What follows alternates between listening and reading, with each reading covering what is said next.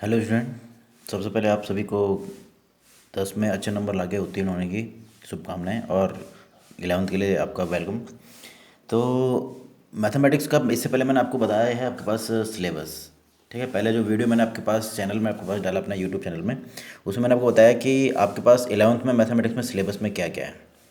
ठीक, तो बस उस सिलेबस के अनुसार हमारे पास पहला चैप्टर आपको आता है समुच्चय, सेट।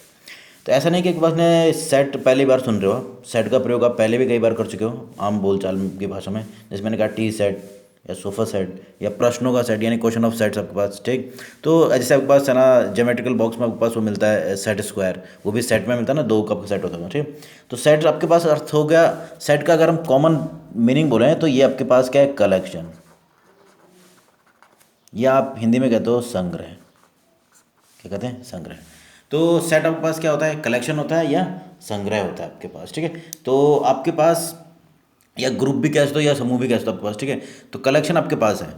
पर जब हम मैथमेटिक्स में सेट की बात करेंगे तो इसमें हम 2 चीज़ और जोड़ेंगे आपके पास। एक तो क्या होना चाहिए, वेल डिफाइंड होना चाहिए, यानी सुपरिभाषित होना चाहिए वो समूह, और साथ में डिस्टिंक्ट ऑब्जेक्ट का होना चाहिए। तो जब हम डेफिनेशन की बात करते हैं समुच्चय की, तो इसकी डेफिनेशन हमें प्राप्त होती है। देखो डेफिनेशन क्या प्राप्त होगी, देखो तो डेफिनेशन हमको मिलेगी, set is a collection of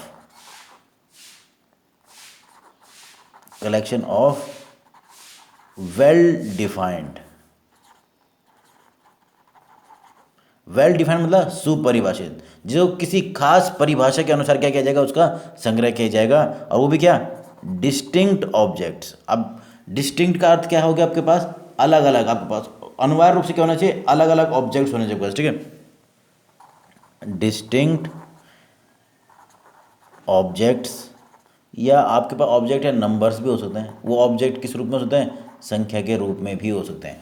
तो जब हम इसकी डेफिनेशन की बात कर रहे हैं यानी आपके पास परिभाषा, तो हम बात कर रहे हैं कि जो समुच्चय है वो क्या है, आपके पास सुपरिभाषित संग्रह है किसका, अलग अलग अवयवों का। यानी संग्रह तो है पर भिन्न भिन्न अवयवों का आपके पास। ठीक है, तो हम जब आना समुच्चय की बात करते हैं तो समुच्चय के पास उन सभी वस्तुओं का सुपरिभाषित संग्रह होता है, जो क्या भिन्न भिन्न भी होने चाहिए आपके पास। ठीक है, तो आपके पास जब समुच्चय हम मैथमेटिक्स में बात कर रहे हैं तो क्या होना चाहिए, एक तो क्या होना चाहिए, वेल डिफाइंड होना चाहिए। वेल डिफाइंड मतलब सुपरिभाषित। दूसरा क्या होना चाहिए, डिस्टिंक्ट। डिस्टिंक्ट मतलब भिन्न भिन्न अवयवों का संग्रह होना चाहिए। भिन्न भिन्न होना अनिवार्य है, कभी भी हम किसी अवयव की रिपीटिशन नहीं करने वाले हैं आपके पास। ठीक, तो इस प्रकार से हम आपके पास संग्रह एक प्रकार का इस स्पेशल आपके पास है ना क्या होता है, कलेक्शन ऑफ ऑब्जेक्ट्स होता है, जिसको हम किसी खास परिभाषा के अनुसार क्या करते हैं, संग्रहित करते हैं। ठीक है, और उसमें साथ में जो उसमें जो आने वाले जो ऑब्जेक्ट्स होंगे वो क्या होने चाहिए, यानी एक बार जो वस्तुएं होंगी क्या होनी चाहिए, भिन्न भिन्न होनी चाहिए। जैसे मैंने कहा सेट ऑफ ववल्स, यानी जो अंग्रेजी वर्णमाला के जो स्वर होते हैं ना उनका सेट। तो आप क्या लोगे उसमें, क्या क्या उसमें क्या क्या आएगा, ए, ई, आई, ओ और यू। तो ये आपके पास 5 स्वर होते हैं, तो ये आपके पास वो 5 स्वर आपके पास उस समुच्चय में आने वाले हैं। देखो अब डेफिनेशन हो गई ये अंग्रेजी वर्णमाला के स्वरों का, मतलब जो वेल डिफाइंड है उसमें डेफिनेशन ये हो गई ना कि सुपरिभाषित परिभाषा ये हो गई, अच्छी परिभाषा। मतलब जिस परिभाषा के अनुसार मैं समुच्चय ले रहा हूँ वो क्या है कि स्वरों का समुच्चय होना चाहिए। अब और जो ऑब्जेक्ट है वो क्या हो जाए, भिन्न भिन्न भी होने चाहिए। तो भिन्न भिन्न ये आपके पास है, कितने ऑब्जेक्ट होते हैं, कितने आपके पास स्वर होते हैं, 5। तो ये आपके पास क्या हो गया, इसका एक एग्जाम्पल आपके पास। ठीक, तो इसी प्रकार से मैं आपसे कहूँ कि सम अभाज्य संख्याओं का समुच्चय ये आपके पास वो भी क्या हो जाएगा, एक तो क्या होना चाहिए कि आपके पास सम भी होना चाहिए और अभाज्य। ऐसे क्या होती है, केवल एक ही संख्या है जो कि 2। ठीक, तो ये आपके पास है कि समुच्चय क्या होता है। ठीक है, समुच्चय तो मुझे पता चल गया कि क्या है आपके पास, आपके पास वस्तुओं का सुपरिभाषित संग्रह आपके पास। ठीक है, तो ये आपके पास मैं कह सकता हूँ भिन्न भिन्न भिन्न भिन्न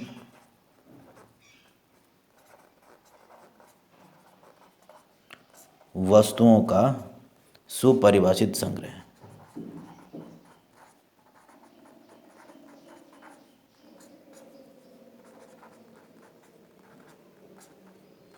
ये आपके पास इसकी डेफिनेशन है।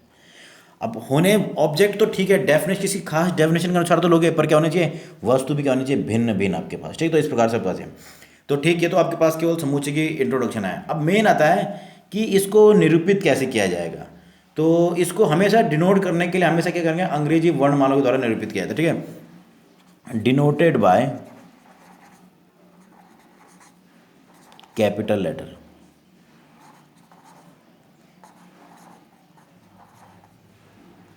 जो अंग्रेजी वर्णमाला के जो कैपिटल लेटर उनके द्वारा, जैसे ए बी सी, ऐसी आपके पास कोई भी आपके पास होता है, ठीक है। तो इसको डिनोट किया जाता है कैपिटल, ठीक है। और इसके जो एलिमेंट होंगे उनको स्मॉल लेटर्स के द्वारा संग्रहित किया जाता है। देखो पर, and elements of sets are denoted by small letters. आपके पास जो आपके पास है ना कैपिटल लेटर्स है, उससे तो समूचे को निरूपित करना है, और जो स्मॉल लेटर हो किसे डिनोट करेंगे, आपके पास अवयवों को।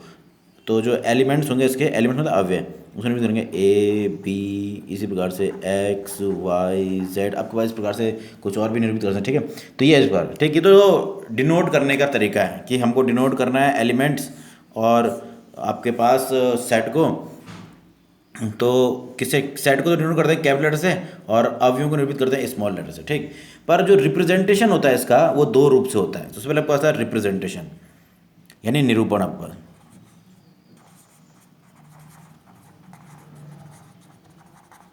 रिप्रेजेंटेशन ऑफ सेट्स, ये तो ठीक है, मैंने उसको उस प्रकार से, तो यानी बस निरूपण आपके पास, समुच्चय का निरूपण। निरूपण करने की दो विधियां आपके पास है। पहला मेथड आपके पास है रोस्टर विधि, रोस्टर मेथड, रोस्टर भी कहते हैं इसको, और ये टेबुलर भी कहते हैं, टेबुलर फॉर्म भी कहते हैं इसको, ठीक है। तो और हिंदी में तो नाम सीधे आपके पास या तो रोस्टर ही लिखो, या आपको इसे कहते हैं सारणीबद्ध,